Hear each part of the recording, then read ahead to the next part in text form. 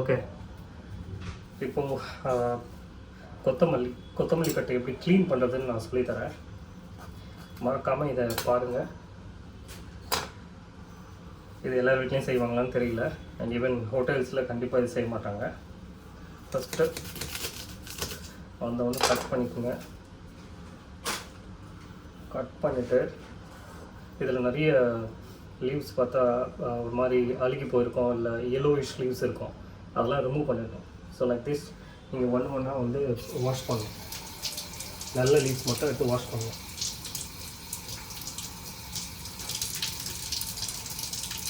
ரொம்ப பொடிசாக இருக்கிறது, சின்னதாக இருக்கிறதெல்லாம் விட்டுருங்க.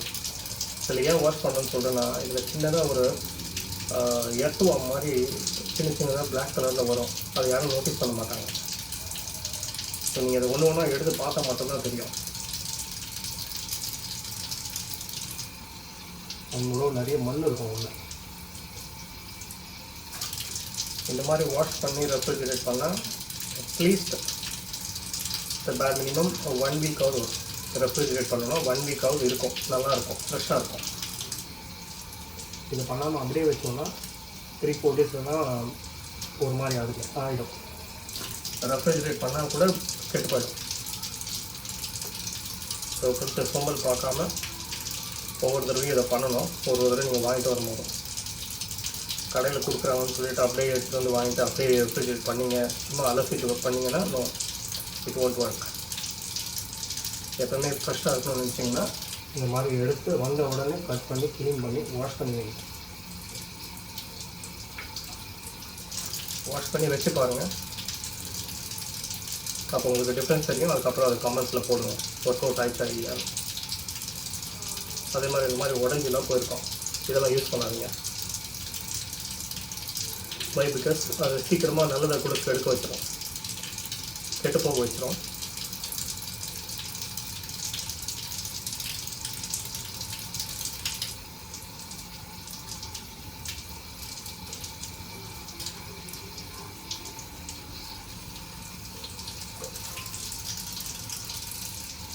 இது முடிச்சப்பறம் காமிக்கிறேன் பாருங்கள். இங்கே பாருங்கள், நிறைய லீவ்ஸ் அழுகி போயிடுச்சு.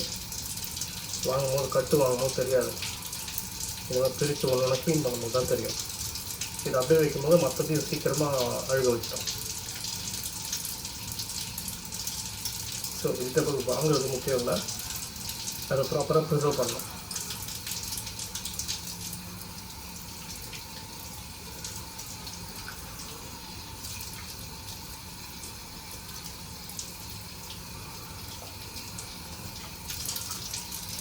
Wash okay.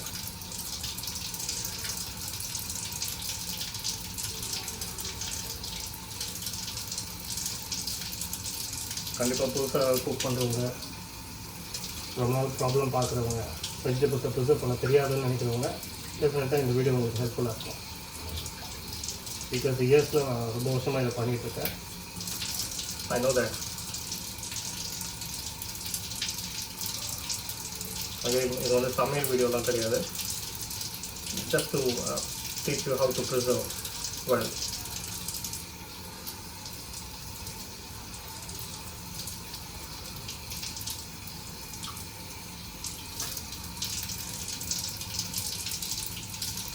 நீங்கள் க்ளீன் பண்ணி முடிச்சப்பறம் தெரியும் உங்களுக்கு எவ்வளோ வேஸ்டேஜ் வந்திருக்குன்னு.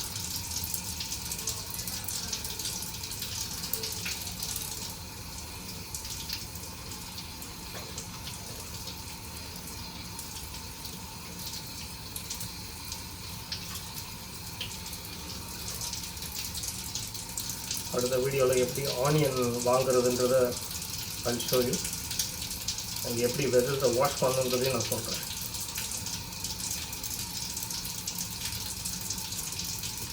வெஜிடபிள்ஸ் வாஷ் பண்ணுறதுனா பாத்திரம் எப்படி கழுவுறதுன்னு சொல்கிறேன்.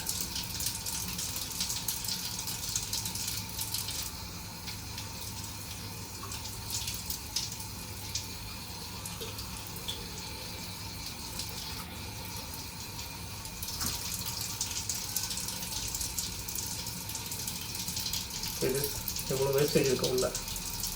நம்மளுக்கு பண்டில் கட்டும் போது நீங்கள் எங்கே வாங்கினாலும் இப்படி தான் கொடுப்பாங்க, பண்டில் கட்டி கொடுப்பாங்க. these are all waste. பாருங்கள், இதில் எடுத்திங்கன்னா ஏகப்பட்ட மண் வரும்.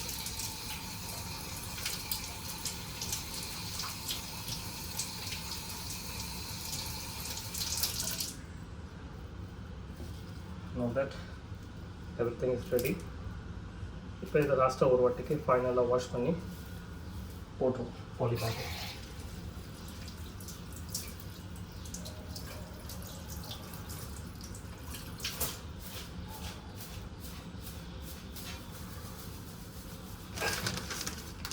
இப்போ சாலிடாக இது அட்லீஸ்ட் ஃபார் 1 வீக் இந்த ஃப்ரெஷ்னஸ் அப்படியே இருக்கும்.